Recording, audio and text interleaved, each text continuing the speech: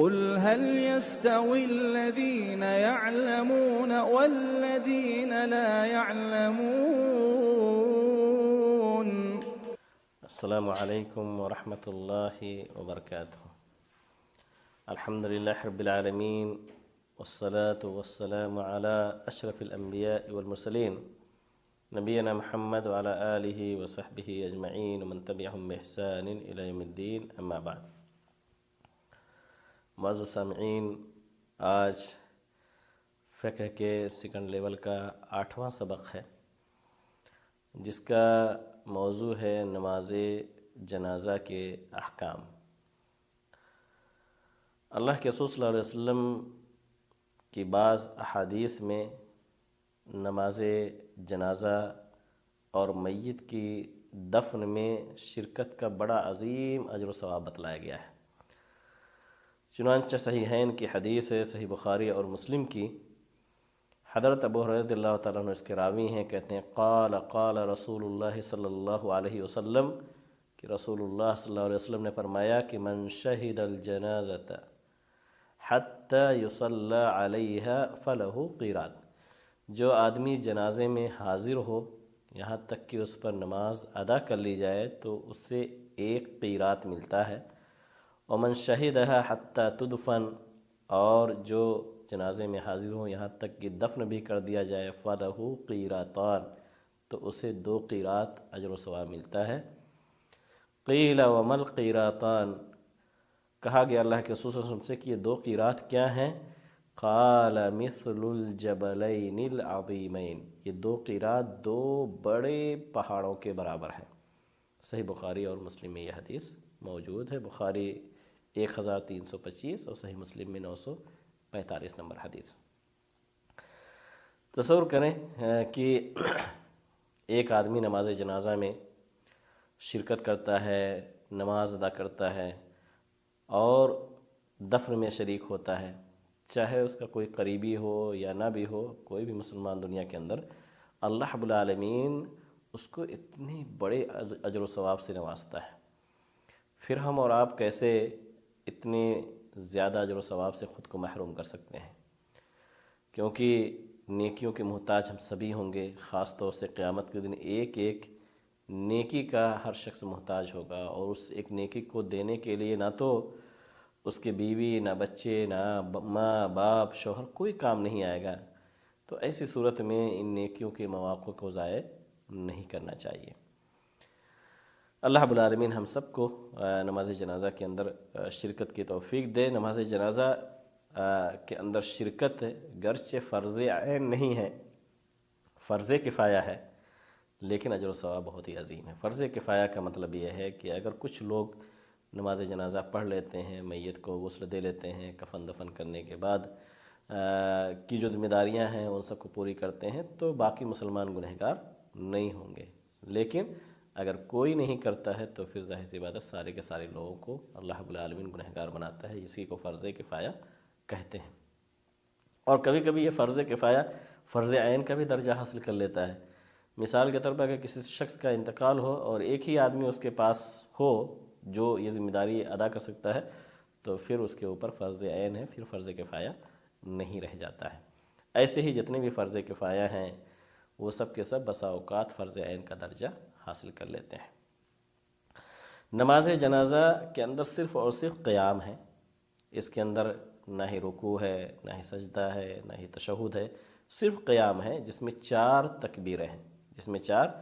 تکبیریں ہیں۔ اور نماز جنازہ غائبانہ بھی پڑھا جا سکتا ہے، جیسا کہ اللہ کے رسول صلی اللہ علیہ وسلم نے نجاشی کی نماز جنازہ پڑھائی۔ تو اگر ایسا کوئی شخص ہے جس کے اپنے خدمات ہو اسلام اور مسلمانوں کی خدمت میں، اس کا عمل دخل ہو، جیسا کہ نجاشی نے مسلمانوں کو پناہ دیا صحابہ کرام کو اس وقت جب اہل مکہ کفار و مشرکین ان کے دشمن تھے، تو نبی کریم صلی اللہ علیہ وسلم نے ان کی نماز جنازہ غائبانہ ادا کی۔ یہ صحیح بخاری اور مسلم کے اندر اس کا ذکر ملتا ہے۔ اسی سے دلیل پکڑتے ہوئے میں نے کہا کہ نماز جنازہ غائبانہ پڑھا جا سکتا ہے۔ نماز جنازہ غائبانہ کے لیے صفوں کی تعداد کی تعین درست نہیں ہے، کسی بھی حدیث کے اندر نہیں ملتا ہے کہ صفوں کی تعداد 3 ہو یا 5 ہو یا 7 ہو۔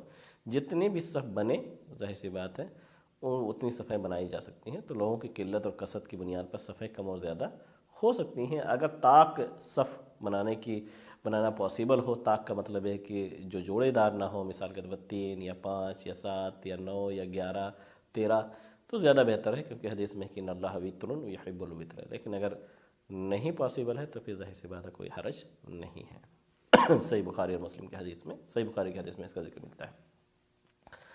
پہلی تکبیر کے بعد سورہ فاتحہ پڑھنا مسنون ہے، یہ سنن ترمذی، سنن نبی داؤد، سنن ابن ماجہ کی حدیث میں اس کا ذکر ملتا ہے، اور یہ حدیث صحیح ہے۔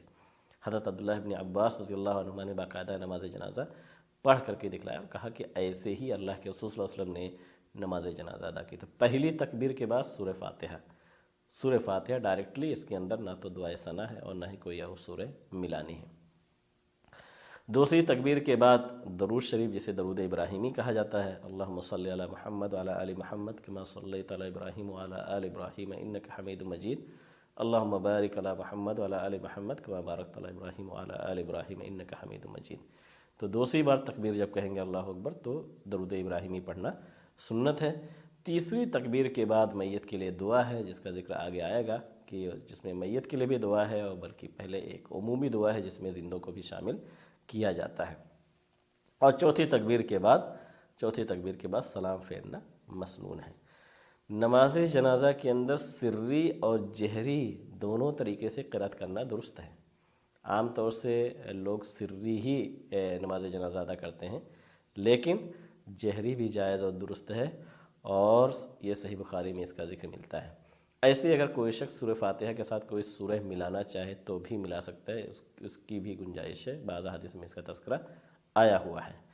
تو نماز جنازہ المہم اگر کوئی جہری پڑھاتا ہے، بلند آواز سے پڑھاتا ہے، تو ہمیں پتہ ہونا چاہیے کہ یہ بھی سنت ہے، اور ایسا بھی حدیث کے اندر اس کا بھی ثبوت ملتا ہے۔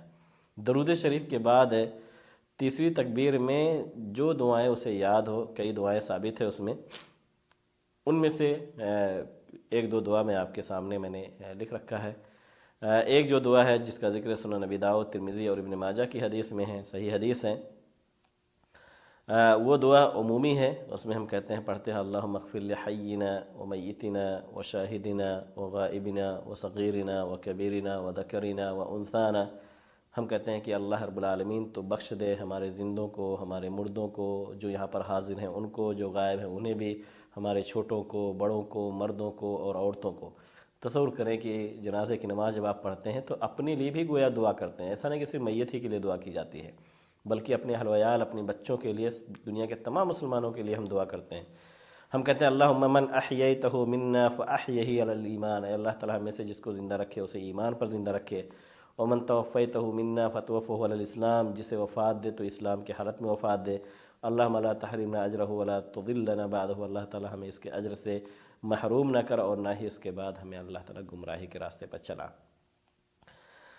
اور جو خاص دعا میت کے لیے ہے، جو صحیح مسلم کی حدیث ہے، اس میں ہم خاص میت کے لیے دعا کرتے ہیں، اللہم اغفر لہ وارحمہ وعافہ واعف عنہ واکرم نزلہ ووسع مدخلہ واغسلہ بالماء والثلج والبرد ونقہ من الخطایا کما نقیت الثوب الابیض من الدنس وابدلہ دارا خیرا من دارہ واہلا خیرا من اہلہ وزوجا خیرا من زوجہ وادخلہ الجنۃ وقہ فتنۃ القبر وعذاب النار۔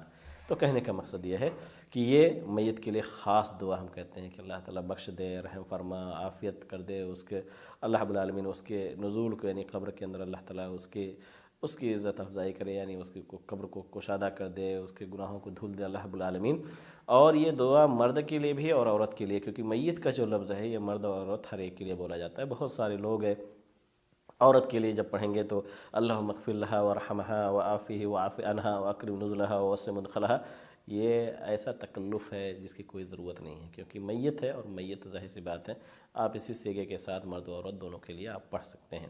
بچے کی نماز جنازہ کے لیے خاص طور سے ایک دعا ہے، اللہم اجعلہ لنا فرطا وسلفا واجرا، کہ ہم اس کے لیے دعا کرتے ہیں اللہ رب العالمین اگر کسی کے چھوٹے بچے کو اللہ تعالیٰ چھین لیتا ہے، شرح سنہ کے اندر یہ حدیث ہے امام بغوی کی، تو اس دعا کو بھی پڑھنا چاہیے۔ نماز جنازہ پڑھنے کے لیے امام کو مرد کے سر اور عورت کے وسط میں، درمیان میں، بیچ میں کھڑا ہونا چاہیے، یہ سنن ابن ماجہ کی حدیث ہے۔ نماز جنازہ کی تمام تکبیروں میں ہاتھ اٹھانا چاہیے، صحیح بخاری کے اندر اس کا ذکر ملتا ہے۔ نماز جنازہ میں صرف ایک سلام پڑھ کر کے بھی نماز ختم کر سکتے ہیں۔ دارقطنی بہقی کے اندر یہ حدیث ہے، سنن درجے کی حدیث ہے، حسن درجے کی حدیث ہے۔ البتہ دونوں طرف بھی سلام پھیرا جا سکتا ہے، اور اس مسئلے کو لے کر کے اختلاف نہیں کرنا چاہیے۔ اگر مسجد میں نماز جنازہ ہو تو عورت اس کے اندر شریک ہو سکتی ہے، لیکن قبرستان میں اگر نماز جنازہ ہو تو وہاں شرکت نہیں کر سکتی ہے۔ ایسے ہی قبرستان میں قبروں کے درمیان نماز جنازہ ادا کرنے سے منع کیا گیا ہے۔ یہ طبرانی کی حدیث ہے جو کہ حسن درجے کی حدیث ہے۔ تو یہ چند احکام تھے جو جنازے کے تعلق سے تھے، اور اللہ تعالیٰ سے دعا کریں گے کہ اللہ رب العالمین ہمیں نماز جنازہ کا طریقہ سیکھنے، اسی کے مطابق ادا کرنے کی توفیق دے۔ نماز جنازہ میں شرکت کی اللہ رب العالمین توفیق عطا فرمائے۔ ایسا نہ ہو کہ ہماری نماز جنازہ صرف اپنے اقربا، رشتہ داروں، دوست احباب کے لیے ہی ہو، نہیں بلکہ کوئی بھی کلمہ گو اگر مسلمان ہے اس کی نماز جنازہ ادا کی جا رہی ہے تو اس میں شرکت کرنی چاہیے، دفن میں بھی شریک ہونا چاہیے، اگر 2 قیرات کا اجر و ثواب ہمیں اور آپ کو حاصل کرنا ہے۔ اللہ رب العالمین ہمیں سنت کے مطابق عمل کرنے کی توفیق عطا فرمائے، جب تک زندہ رکھے ایمان و قائم دائم رکھے، اور ہمارا خاتمہ بھی اللہ تعالیٰ ایمان کی حالت میں کرے۔ آمین۔ وآخر دعوانا رب العالمین۔ السلام علیکم ورحمۃ اللہ وبرکاتہ۔ قل هل يستوي الذين يعلمون والذين لا يعلمون